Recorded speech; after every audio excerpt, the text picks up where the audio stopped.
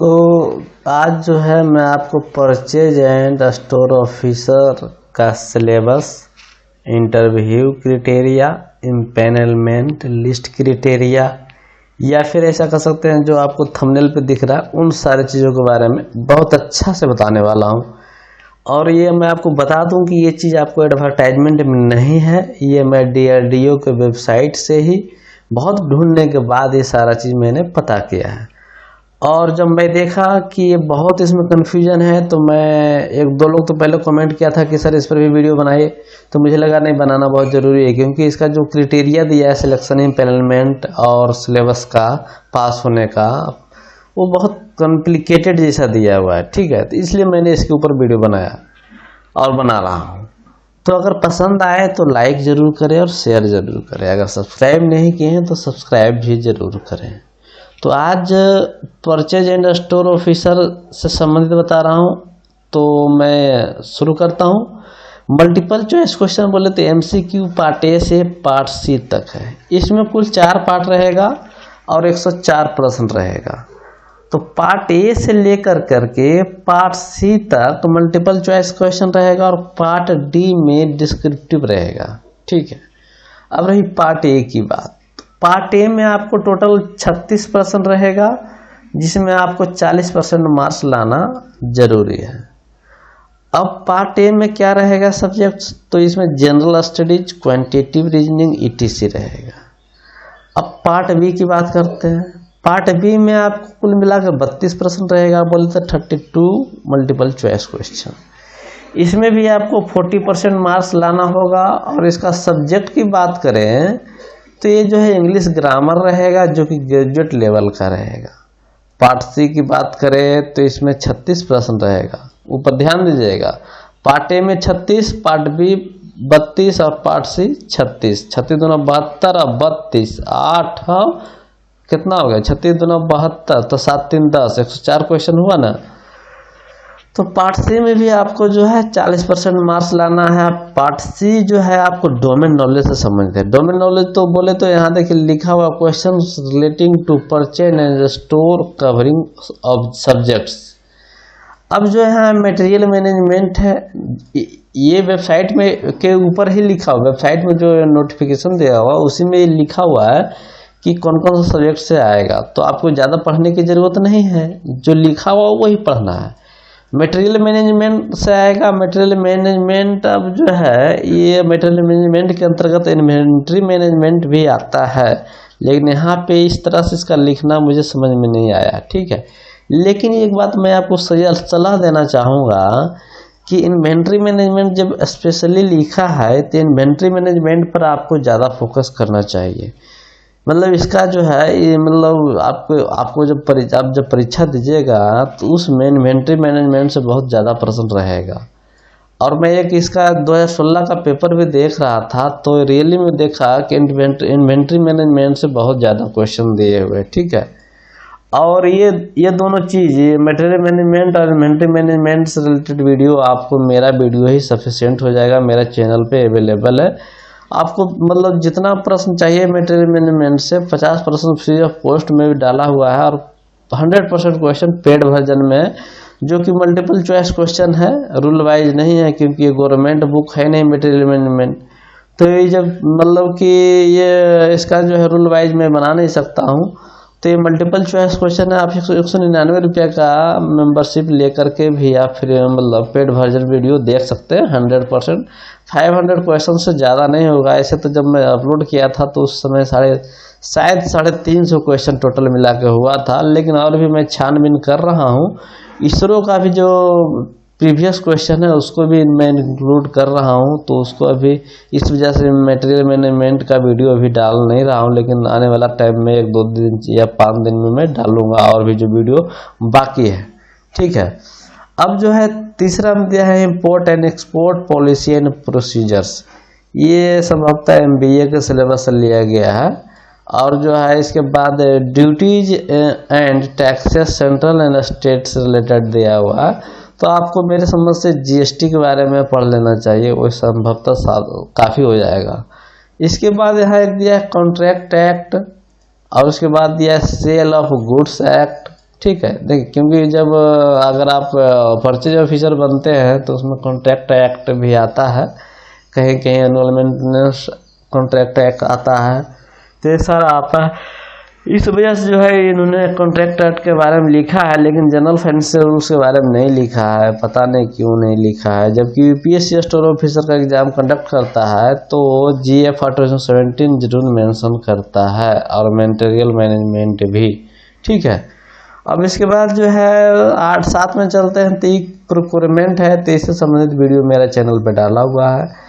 Capital budgeting से भी संबंधित मेरा चैनल पे डाला हुआ है। और उसके बाद रिलेवेंट मर्सेंटाइल एक्ट्स, ये मैं फर्स्ट टाइम सुना मर्सेंटाइल एक्ट्स क्या होता है, ठीक है। तो ये सारा चीज था। उसके बाद जो है पार्ट डी में चलते हैं। तो पार्ट डी में आपको 2 प्रश्न से ज़्यादा प्रश्न पूछेगा, और इसमें आपको 50% मार्क्स लाना है। आप ध्यान देंगे कि पार्ट ए बी सी में तीनों में 40-40% मार्क्स कह लाने, लेकिन पार्ट डी में 50% मार्क्स लाने के लिए कहा जा रहा है। ये डिस्क्रिप्टिव है, जिसमें precis writing, essay writing, comprehension, letter writing etc आएगा। इसके बाद जो है मैं नोट 1 के रूप में लाया हूँ। नोट 1 में कह रहा है कि आपको पार्ट ए में पहला क्राइटेरिया क्या था कि पार्ट ए बी सी में तीनों में 40-40% मार्क्स लाना है, लेकिन इसके बाद कह रहा है कि पार्ट ए बी सी में जो है टोटल का 50% मार्क्स आना चाहिए, ठीक है। पहला क्राइटेरिया क्रॉस कर लेते हैं तो आपको दूसरा क्राइटेरिया भी क्रॉस करना होगा, तभी आपका मतलब इंटरव्यू के लिए कॉल करेगा, ठीक है। तो टोटल मार्क्स का पार्ट ABC का 50% मार्क्स आना चाहिए। वो तो मिनिमम था कि मतलब ये भी मिनिमम ही है, मतलब तीनों का 50% मार्क्स आएगा तभी आपको इंटरव्यू के लिए कॉल करेगा। अब यहाँ पे चलते हैं कि हाउ टू प्रिपेयर, अब तैयारी कैसे करें। तो देखिए पार्ट ए और बी का जो है मतलब कि जो staff selection commission combined higher secondary level exam जो कंडक्ट करता है और कंबाइंड ग्रेजुएट लेवल एग्जाम, ये दोनों का प्रीवियस क्वेश्चन पढ़ लीजिएगा तो सफिशिएंट हो जाएगा। लेकिन रीजनिंग में मैं देखा हूँ, इसका प्रीवियस क्वेश्चन जब मैं देख रहा था तो ये जो है बैंकिंग वाला रीजनिंग पूछता है, ठीक है। तो रीजनिंग का आपको बैंकिंग संबंधित या कहिए कि आपको फिगर वाला रीजनिंग का प्रैक्टिस करना पड़ेगा। जो फिगर से रिलेटेड होता है उसको संभवतः वर्बल या नॉन वर्बल कहा जाता है, अभी मैं भूल गया हूँ।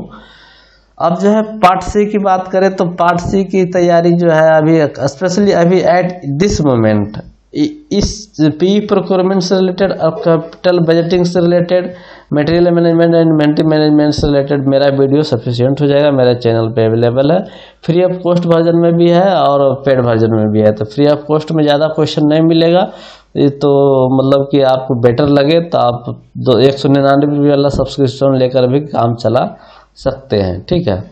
अब जो है इंटरव्यू क्राइटेरिया के ऊपर चलते हैं। तो इंटरव्यू के लिए जितना सीट कैटेगरीज वाइज रहेगा उसका 7 गुना बुलाएगा। मान लें एक बार में 2 सीट है तो 14 लोगों को बुलाएगा, ओबीसी में 1 सीट है तो 7 लोगों को बुलाएगा, एसटी में 1 सीट है या 5 सीट है, 5 सीट है तो 7-35 लोगों को बुलाएगा। अब मेरिट लिस्ट क्राइटेरिया की बात करते हैं। तो मेरिट लिस्ट बनाने से पहले क्या करेगा, जो आप टोटल रिटन टेस्ट में जितना मार्क्स लाए हैं part A B C D में, ठीक है, चारों सेक्शन में मतलब चारों पार्ट में, उसका 60% मार्क्स उठाएगा और जो इंटरव्यू में मार्क्स लाया उसका 40% मार्क्स उठाएगा और दोनों को जोड़ करके मेरिट लिस्ट बनाएगा। अब जो है नोट 2 में चलते हैं। नोट 2 में लिखा हुआ है, जब उसको ध्यान से देखेंगे तो ये लिखा हुआ है कि जब ओबीसी एसटी और पीडब्ल्यूडी कैंडिडेट्स ज़्यादा मात्रा में नहीं हो या ज़्यादा संख्या में नहीं रहेगा तो जो है मतलब कि सिलेक्शन प्रोसीजर में कुछ छूट देगा, लेकिन क्वालिफिकेशन के मामले में कोई भी छूट नहीं देगा। अब सिलेक्शन प्रोसीजर में क्या छूट दे सकता है, तो जैसे यहाँ कह रहा है कि 60% मार्क्स जो है चारों पार्ट का ऐड करेगा मेरिट लिस्ट में और इंटरव्यू का 40%, तो यहाँ हो सकता है 50% कर दे और यहाँ 30% कर दे, या फिर जहाँ मतलब कि मिनिमम 40% मार्क्स लाना था पार्ट ए बी सी में वहाँ 30% कर दे और जहाँ पार्ट डी में 50% मार्क्स लाना था वहाँ आपको 40% कर दे, इस तरह से कर सकता है।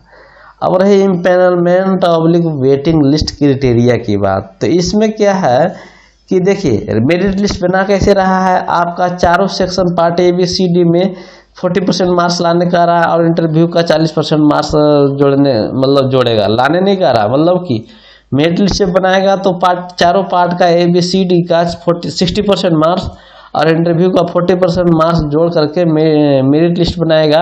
लेकिन इम्पैनलमेंट लिस्ट या वेटिंग लिस्ट के लिए आपको जितना भी मार्क्स आप सिक्योर किए हैं पार्ट ए बी सी में, उसका जो है 50% मार्क्स और इंटरव्यू का 60% मार्क्स जोड़ने के बाद जो है जिसका हायर आएगा वो उसको जो है आपको वेटिंग लिस्ट में दे सकता है। और मैं आपको बता दूं कि वेटिंग लिस्ट देने का कारण क्या होता है। कभी कभी होता क्या है कि लोग पास कर जाते हैं लेकिन ज्वाइन नहीं करते हैं, तो उस चीज़ को हटाने के लिए कुछ लोगों को 2 4 या 5 या 7 या 10 लोगों को सीट के अनुसार से भी कुछ देता है, कुछ लोगों को वेटिंग लिस्ट में दे देता है। लेकिन ये कन्फर्म नहीं हम बता सकते हैं कि कितने लोगों को वेटिंग लिस्ट में देता है, ठीक है। तो ये संभवतः 1 साल तक रखता है वेटिंग लिस्ट में, उसके बाद हटा देता है। या ऐसा कह सकते हैं कि जब तक अगला वैकेंसी नहीं आई तब तक आपको वेटिंग लिस्ट में भी रख सकता है, ठीक है। तो इस तरह का जो है फॉर्मूला DRDO भी फॉलो करता है।